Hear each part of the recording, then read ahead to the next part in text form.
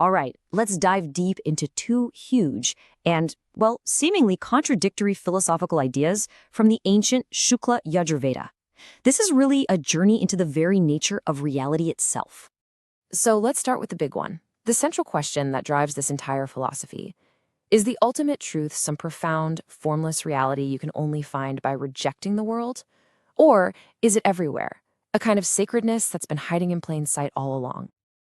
This very question, it wasn't just an abstract thought experiment. It marked a revolutionary pivot in thinking within the Śukla Yajurveda. It was this massive shift away from external ritualistic actions and towards a deep internal kind of knowledge. And you can see this change perfectly captured in the Bṛhadāraṇyaka Upaniṣad. It kicks off by taking this enormous physical ritual, the horse sacrifice, and completely reinterprets it as a cosmic meditation. It's wild. And this single move really sets the stage for two incredibly powerful yet totally different paths to truth. Okay, so let's explore that first pole. This is a radical, almost surgical approach championed by the brilliant sage Yajnavalkya. We call it the path of negation. So when the sage Yajnavalkya was asked to define the true self, the Atman, his answer wasn't a definition at all. Nope. It was a refusal to pin it down with words, and he summed it up in this powerful phrase, Neti Neti. Not this, not this. Now, it is so crucial to get this right. This isn't nihilism. It's not a claim that nothing exists. Not at all. Think of Neti Neti as a precision tool, like a philosophical razor used to strip away all the false, temporary identities we stick onto our true nature, a state of confusion they called avidya. So the process is basically an analytical meditation. You patiently identify every single label you attach to yourself. I am my body, I am my thoughts, I am my job, and you just negate it. Not this. You keep peeling back the layers, one by one, until only the true, formless self is left. And after you've eliminated absolutely everything that is temporary, everything that is not truly you, what's left? It's this profound, earth-shattering realization of the self's identity with absolute reality, with Brahman itself. That is the ultimate goal. Okay, so we've got the path of negation. Now, let's completely flip the script and turn to the second pole, which offers a totally different yet somehow complementary approach to reality. This is the path of synthesis. Get this. The very first line of the short, beautiful, poetic Īśa Upaniṣad presents its entire cosmology in just a few words. It's all right there. This is a philosophy of immanence. So instead of negating the world to find truth, it declares that the divine isn't separate from the world. It is the world. The world itself becomes the medium for liberation, not some obstacle you have to get over.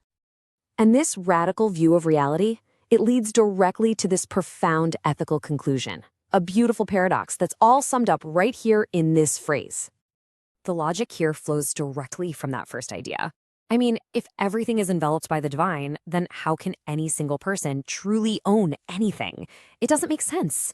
Craving and greed are based on this false illusion of separation. So, by renouncing the ego's desire to possess things, you free yourself to truly, deeply enjoy everything without attachment.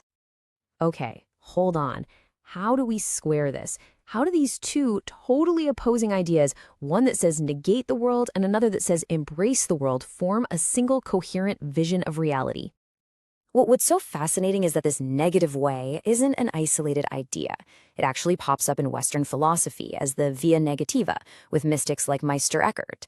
But, and this is key, notice the difference in the goal. One is about realizing a pre-existing identity, the other is about seeking mystical union with a creator. Subtle, but huge difference. So you have one path that's analytical and transcendent.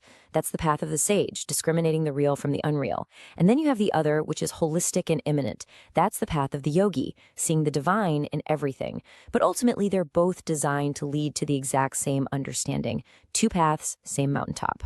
So let's bring it home. This is all fascinating ancient wisdom, but what's the crucial point? Why does any of this matter to us right now, in our modern lives? Well, it matters because these concepts are direct, practical frameworks.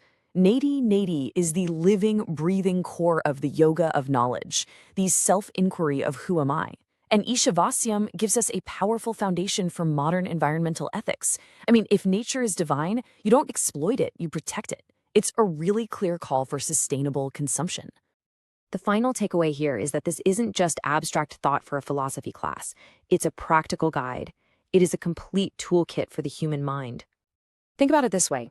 Neti Neti is the knowledge that purifies your intellect and sets you free from illusion, helping you realize the self is not the world. And Īśā Vāsyam is the action that sanctifies the world, helping you realize the world is nothing but the self. See? Together they don't contradict. They create a complete, profound, and totally actionable vision for living.